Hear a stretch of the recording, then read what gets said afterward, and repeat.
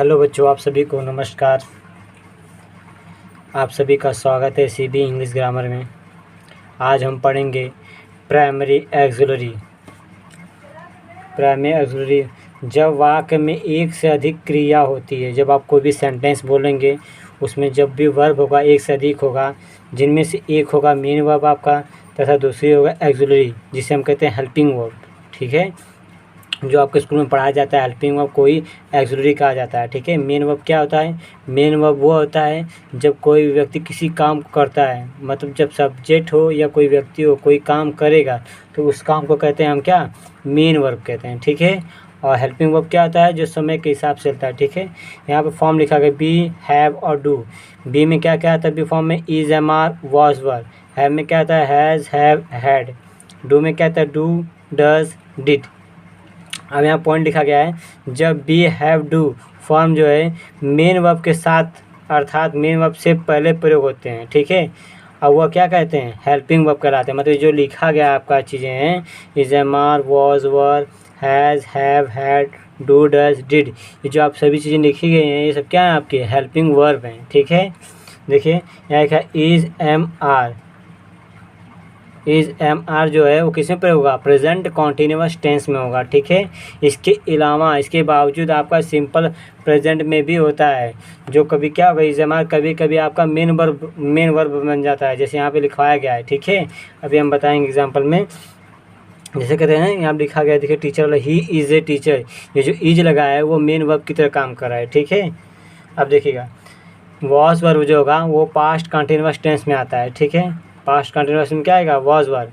ठीक है, इसके बाद जो भी वर्ब होगा उसमें आईएनजी लगा होना चाहिए। ठीक है, अगर इज, एम, आर वाला भी का कोई सेंटेंस है तो उसमें भी आगे जो भी वर्ब लगा होगा मेन वर्ब उसमें आईएनजी लगा होगा। ठीक है, देखिए अब बी जो क्रिया होगी is, am, are, was, verb का प्रयोग पैसिव वॉइस में भी किया जाता है। ठीक है, जब पैसिव वॉइस एक्टिव वॉइस पढ़ाया जाएगा तो उसमें भी आपको इज, एम, आर और वॉज, वर्ब मिलेगा, लेकिन फ़र्क क्या होगा? उसमें वर्ब की थर्ड फॉर्म का प्रयोग किया जाता है पैसिव वॉइस बनाते समय। ये देखिए has, have present perfect tense में होगा, हैड जो होगा पास्ट परफेक्ट टेंस में होगा।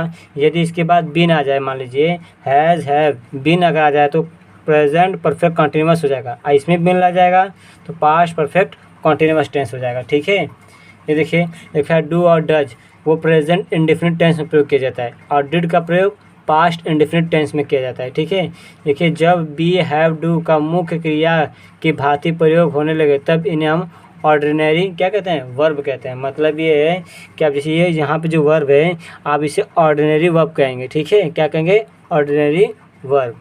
ठीक है, यहाँ पे कुछ एग्जांपल लिए हैं। देखिए ही हैज़ रिटन लेटर, जो हैज़ है वो क्या है? एक्सिलरी वर्ब है। क्या है?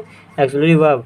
I am reading a book, अभी तो है ना, इज, एम, आर आएगा तो क्या हो जाएगा? प्रेजेंट कॉन्टिन्यूअस टेंस, और इसके बाद जो भी वर्ब होगा उसमें आईएनजी लगा है। देखो वर्ब में आईएनजी लगा है।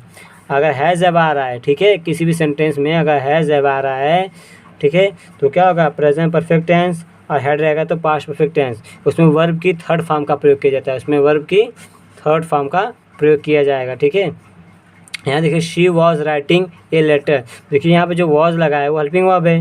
देखिए यहाँ पे वॉज वर्ब है, जो पास्ट कंटिन्यूअस टेंस है तो कंटिन्यूअस का मतलब ये जो चलता रहेगा। ठीक है, तो इसमें भी क्या होगा? राइटिंग में आईएनजी लगा है, राइटिंग हो गया है। ठीक है, इसे देखिए Mohan had done his work, ये जो हैड लगा है पास्ट को दर्शा रहा है, पास्ट परफेक्ट टेंस, इसलिए वर्ब का थर्ड फॉर्म देखिए डू का थर्ड फॉर्म लिखा है, डू, डिड, डन होता है। ठीक है, इस तरह ये सब एग्जाम्पल दिए गए हैं।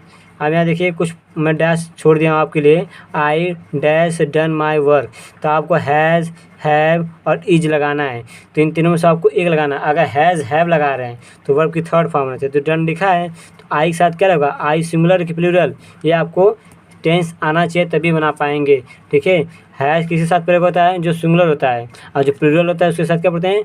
हैव लगाते हैं। ठीक है, तो आई क्या आपका प्लूरल है, इसलिए यहाँ पे आप क्या लिख देंगे? Have. I have done my work. इससे दो क्वेश्चन आपको दिया जाएगा, आप कृपया कर इसको लगा के जितना हो सके उसको कमेंट में डाल दीजिएगा। ठीक है, अच्छे से पढ़िएगा, जितना आप बढ़िया से पढ़ेंगे उतना ज़्यादा आपको लाभ होगा। ठीक है, और भी आपकी टेंस है, इसके बाद आपको मॉडल वर्ब पढ़ाया जाएगा। ठीक है, इसके बाद क्या पढ़ाया जाएगा आपको? Modal verb. ये छोटी सी आपकी टॉपिक थी प्राइमरी ऑक्सिलरी वर्ब का, इसलिए हम शॉर्ट में थोड़ा कम में बता दिए हैं। अब इसको बढ़िया से रिवाइज करके पड़ेगा। और पिछली क्लासेज जो है आपकी, जैसे ट्रांजिटिव वर्ब के बारे में बता दिया गया है, एग्रीमेंट, सब्जेक्ट एंड वर्ब बता दिया गया है, ठीक है। इसको भी आप पढ़ लीजिएगा, ठीक है।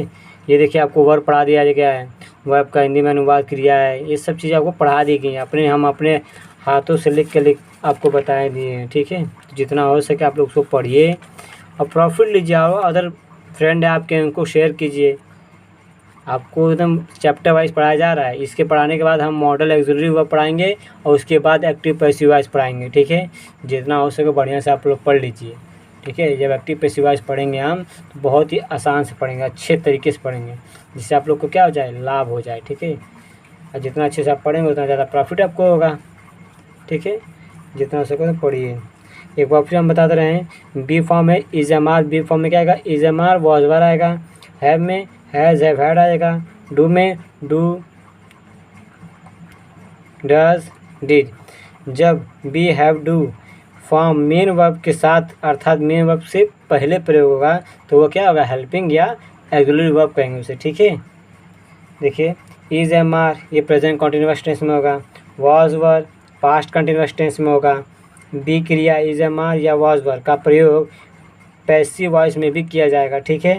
Has have present perfect tense, had past perfect tense, do does present indefinite tense, did past indefinite tense.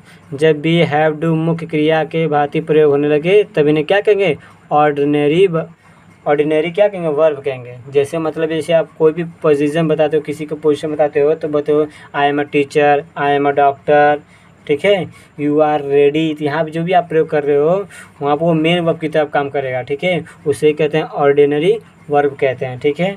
ये आपके 2 क्वेश्चन छोड़ा गया, आपको यहाँ पे क्या करना है, फिलिंग द ब्लैंक को भरना है।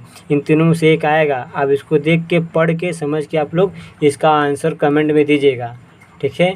आप सभी का धन्यवाद। और आगे हम कल मॉडल वर्ब की चैप्टर पढ़ेंगे, और जितना हो सके प्लीज़ इसको शेयर करिए, ठीक है। धन्यवाद, बाय।